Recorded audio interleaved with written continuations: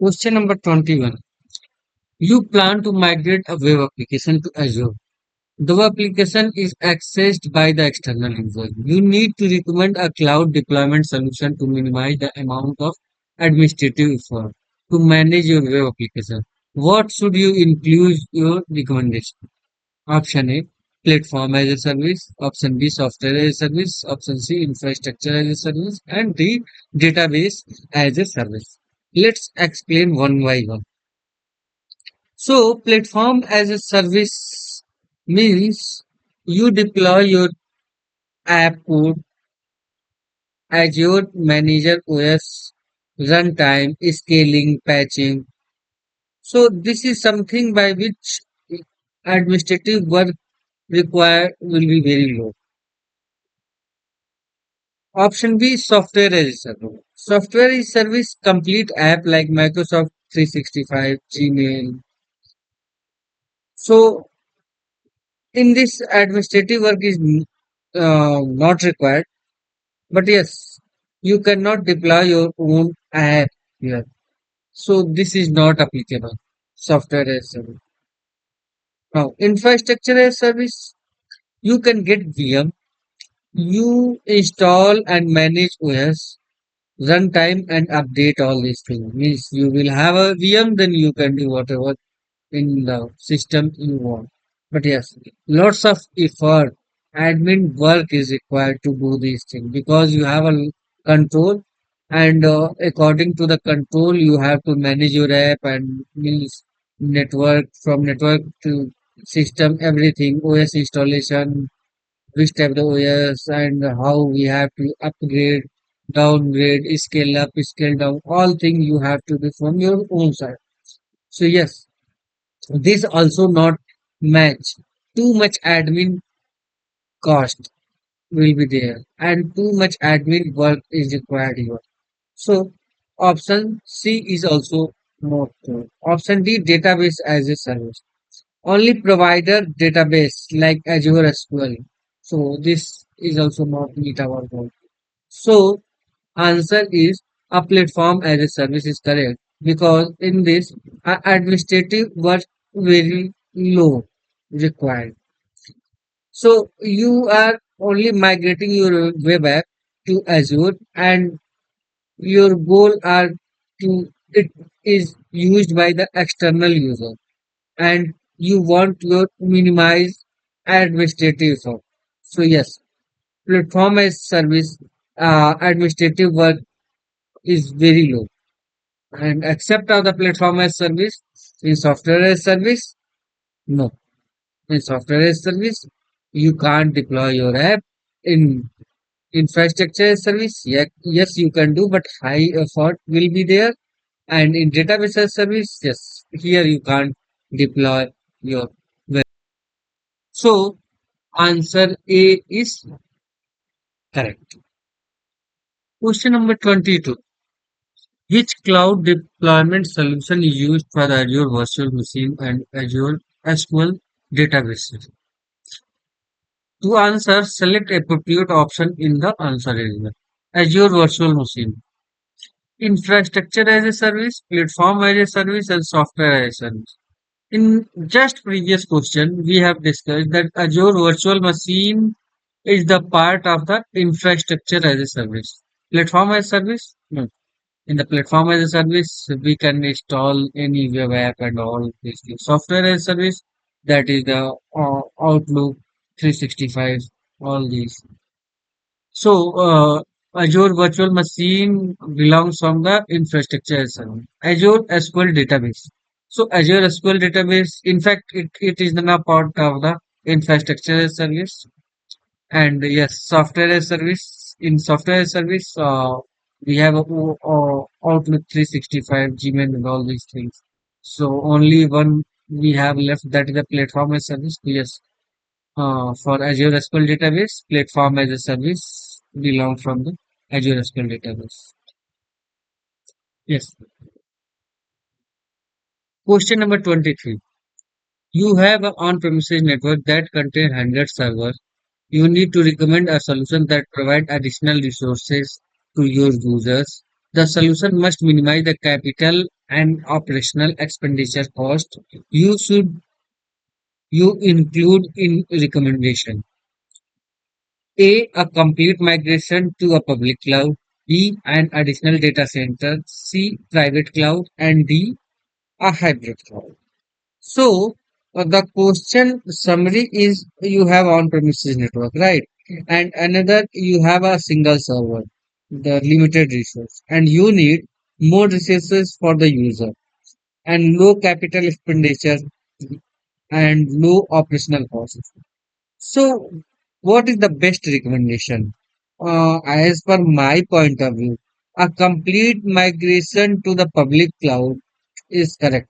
But let's understand each option very carefully. Best saving for money. No need to buy physical servers. So reducing the capital expenditure. No need to manage powering, cooling, hardware and maintenance. So reduce the operational expenditure, right? And Azure takes care everything infrastructure, platform, scaling, security. You only pay what you use. That is a pay as you go. So this is the most cost effective option. When starting from the limited infrastructure. Option B, additional data center. Very high capital cost. You must buy land, server, cooling power, physical security. So this is not cost effective. Private cloud required building and maintaining your own cloud infrastructure. You are still responsible for the hardware, visualization of software, networking, high capital expenditure, and operational expenditures. So, still costly compared to the public cloud. And hybrid cloud, let's means hybrid cloud, 50 part of your means you have on-premises servers. So these will be in the private and rest part we can use for the public cloud. So yes, we can think about this that we can use hybrid clouds. Some part is in the private and some part will be in the public cloud. So yes, option D is the good fit in this question. So answer will be the hybrid cloud. Question number 24. For each of the following statement, select yes if the statement is true, otherwise select no. To achieve hybrid cloud model, a company must always migrate from a private cloud model. No. Why? Because to achieve a hybrid cloud model, a company must always migrate from a private cloud model because a hybrid cloud doesn't require starting from the private cloud. It simple means mixing on-premises means private or traditional data center with the public cloud service like Azure. So, uh, statement one is false. Statement two, a company can extend the capacity of its internal network by using the public cloud. True. This is exactly what hybrid cloud or public cloud users allow.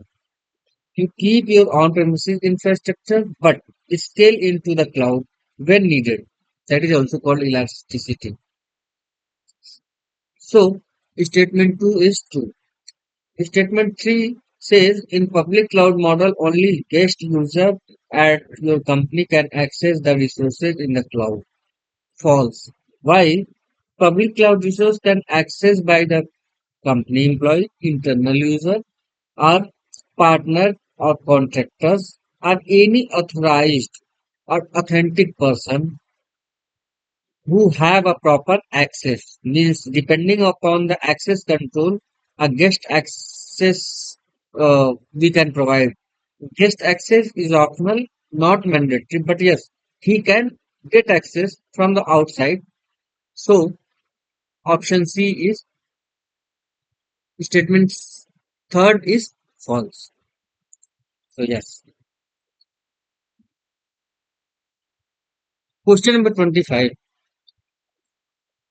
You plan to migrate server from the on-premises network to Azure. What is the advantage of using public cloud service for the server over on-premises network? A, the public cloud is owned by the public, not a private corporation. So, incorrect. Why? Public cloud is actually owned by the private companies, for example, Microsoft, Amazon. It is called public because it's available to anyone, business, developer, starter, not because it's government or community owned. Option B, the public cloud owned scoring solution. Incorrect. The public cloud is not owned cloud sources. It's built, owned, and managed by the cloud provider, that is Microsoft Azure. Cloud scoring refers to the getting help content from the large group of the people, not how cloud are built. Option C. All the public cloud resource can be freely accessed to every member of the public. Wrong. Because public cloud is not free or open to everyone. Access is controlled via permission, subscription, and billing as well. So you pay for users and resources are secure. So option D is the public cloud is shared by the multiple tenant using a secure and multi-tenant model. So this is a shared entity whereby multiple corporations each use the portion of the resource in the cloud. Yes, this is the correct answer. Why? The public cloud is the shared infrastructure managed by the cloud provider. Multiple organizations can use the same hardware, storage, and network securely and partition. This multiple tenant model reduce the cost, improve scalability, allow you to pay as you go. That is ops model as well. So you do not own the hardware, you just use what you need when you need.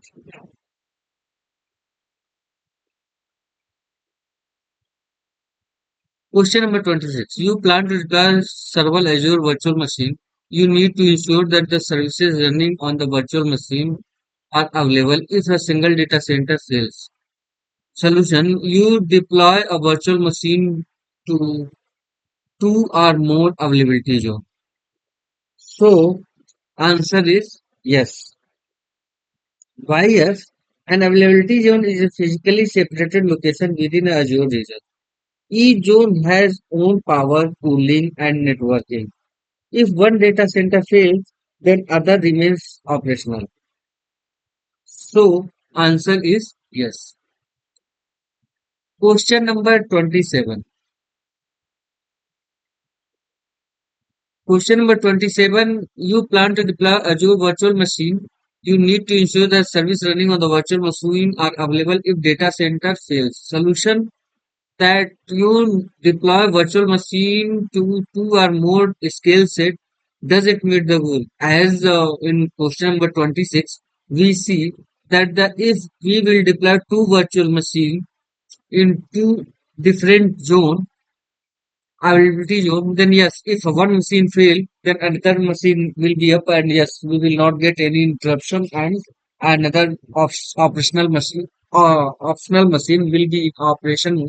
So yes, we will not get any fault tolerance. But if we scale up the virtual machine to virtual machine, so it doesn't meet our requirement, because if machine get fail, then it doesn't help us.